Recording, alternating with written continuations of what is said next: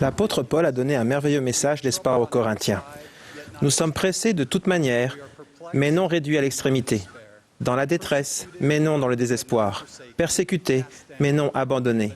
Abattus, mais non perdus. D'où venait donc l'espérance de Paul? Écoutez sa réponse. Car Dieu qui a dit « La lumière brillera du sein des ténèbres » a fait briller la lumière dans nos cœurs pour faire resplendir la connaissance de la gloire de Dieu sur la face de Christ. Même dans les moments les plus difficiles et les plus sombres, il y a de la lumière et du bien tout autour de nous. En octobre dernier, le président Ohrdorf nous a rappelé ceci. Nous sommes entourés de tant de lumière et de vérités étonnantes que je me demande si nous apprécions vraiment ce que nous avons. Fin de citation. Et pourtant, l'adversaire préférerait que nous ne voyions que les brouillards de ténèbres qui aveuglent les yeux, endurcissent le cœur et nous écartent du chemin. Néanmoins, connaissant parfaitement les difficultés de notre époque, le Seigneur a promis « Ce qui est de Dieu est lumière, et celui qui reçoit la lumière et persévère en Dieu reçoit davantage de lumière. Et cette lumière devient de plus en plus brillante jusqu'au jour parfait. » Nous sommes enfants de Dieu. Recevoir la lumière, persévérer en Dieu et recevoir davantage de lumière est ce pourquoi nous avons été créés. Dès le commencement, nous avons suivi la lumière. Nous avons suivi notre Père Céleste et son plan. La quête de la lumière est inscrite dans notre ADN spirituel. J'ai entendu quelqu'un enseigner admirablement cette vérité éternelle dans un contexte inattendu. Alors que je travaillais dans une grande banque, j'ai été invité à participer à un séminaire pour les cadres à l'Université du Michigan. Pendant ce séminaire, Kim Cameron, un professeur, a expliqué la notion de leadership positif et son effet héliotropique. Il a défini ainsi. Il s'agit de la tendance commune à tous les organismes vivants à s'orienter vers l'énergie positive, la lumière, et à se détourner de la négative, l'obscurité. Toute forme de vie, qu'il s'agisse d'organismes unicellulaires ou d'êtres humains complexes, est naturellement attirée vers le positif et poussée à s'éloigner du négatif. Fin de citation. S'appuyant sur de nombreuses études, il a aussi souligné 3 composantes clés favorisant un cadre de travail qui permet la réussite: la compassion, le pardon et la reconnaissance.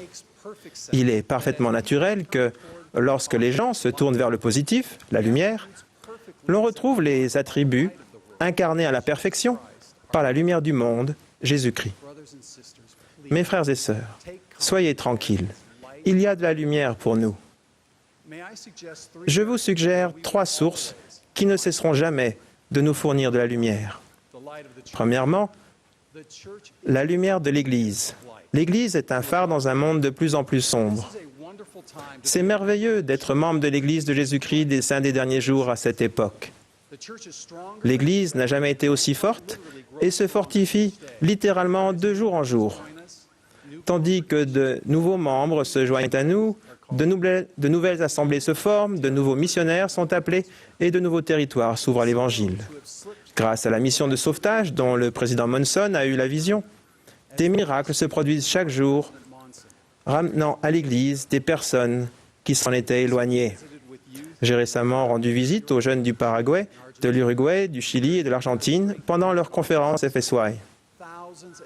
Pendant une semaine, ces milliers de jeunes gens et de jeunes filles ont renforcé leur amour pour le Sauveur, puis sont rentrés chez eux auprès de leurs familles et de leurs amis, rayonnant de lumière et de l'amour du Christ.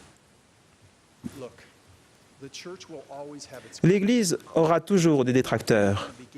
Il en est ainsi depuis ses débuts et ce sera toujours le cas. Mais nous ne devons pas laisser ces critiques nous rendre insensibles à la lumière que nous ne pouvons recevoir. Nous ne devons pas laisser ces critiques nous rendre insensibles à la lumière que nous pouvons recevoir. C'est en reconnaissant la lumière et en la recherchant que nous nous qualifierons pour en recevoir davantage. Dans un monde de plus en plus sombre, la lumière de l'Église deviendra de plus en plus brillante jusqu'au jour parfait. La lumière de l'Évangile. Le deuxième point. La lumière de l'Évangile est le sentier dont l'éclat va croissant jusqu'au milieu du jour. Et c'est dans nos foyers et dans les temples du monde entier qu'elle brille le plus. Comme l'Emmanuel prêché mon Évangile l'indique, Grâce à la lumière de l'Évangile, la famille peut résoudre les malentendus, les querelles et les problèmes. Les familles déchirées par la discorde peuvent être guéries par le repentir, le pardon et la foi au pouvoir de l'expiation de Jésus-Christ. Aujourd'hui, plus que jamais, nos familles doivent être des sources de lumière puissantes pour toutes les personnes qui nous entourent. La lumière qui rayonne d'une famille s'intensifie quand l'amour et la gentillesse s'y accroissent. Si nous mettons en pratique la foi, la prière, le repentir, le pardon, le respect, l'amour et la compassion dans nos foyers, nous éprouverons davantage d'amour pour le Sauveur et les uns pour les autres. Nos familles se fortifieront et la lumière de chacun s'intensifiera. Le dictionnaire de la Bible, le Bible Dictionary, indique que seul le foyer peut se comparer au temple par son caractère sacré. Nous avons maintenant 155 temples en service dans le monde et d'autres en projet. De plus en plus de familles sont scellées pour le temps et pour l'éternité. Les membres transmettent davantage de noms d'ancêtres au temple pour accomplir les ordonnances salvatrices. Il y a de la joie et de grandes réjouissances des deux côtés du voile. Dans un monde de plus en plus sombre, la lumière de l'Évangile deviendra de plus en plus brillante jusqu'au jour parfait. Troisièmement, la lumière du Christ.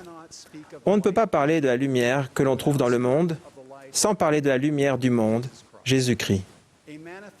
Parce que notre Père Céleste nous aime, il accorde à quiconque vient sur terre la lumière du Christ pour l'aider à retourner dans son foyer céleste. Boyd K. Packer a enseigné, je cite, « L'Esprit du Christ est toujours là. La lumière du Christ est aussi universelle que la lumière du soleil elle-même. Partout où il y a la vie humaine, il y a l'Esprit du Christ. » Fin de citation. La lumière du Christ invite et incite continuellement à faire ce qui est bien et prépare toutes les personnes qui recherchent le bien et la vérité à recevoir le Saint-Esprit. Le Sauveur enseigne qu'il est la lumière qui illumine nos yeux, vivifie notre intelligence et donne la vie à tout. La lumière du Christ nous aidera à voir les autres comme le Sauveur les voit.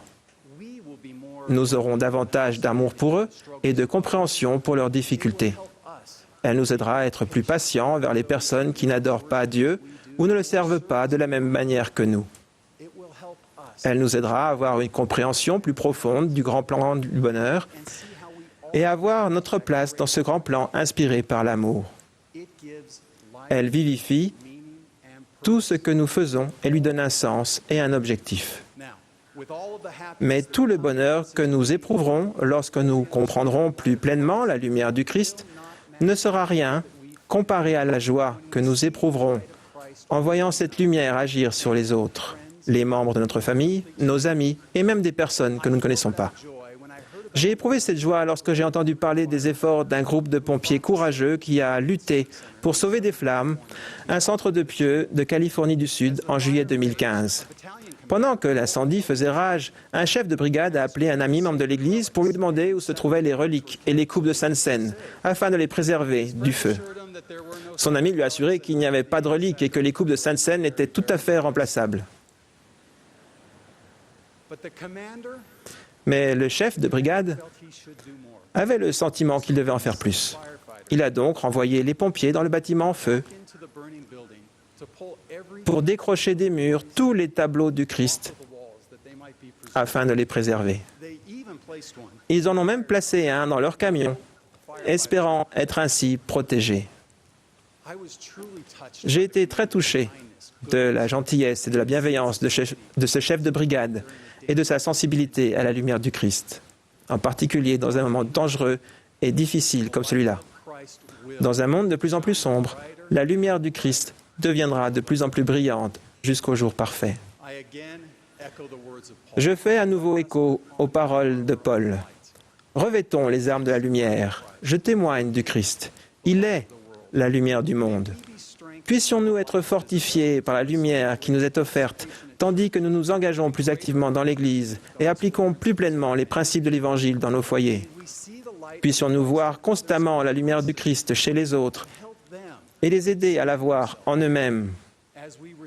Si nous recevons cette lumière, nous aurons la bénédiction d'en obtenir davantage jusqu'au jour parfait où nous reverrons le Père des Lumières, notre Père céleste.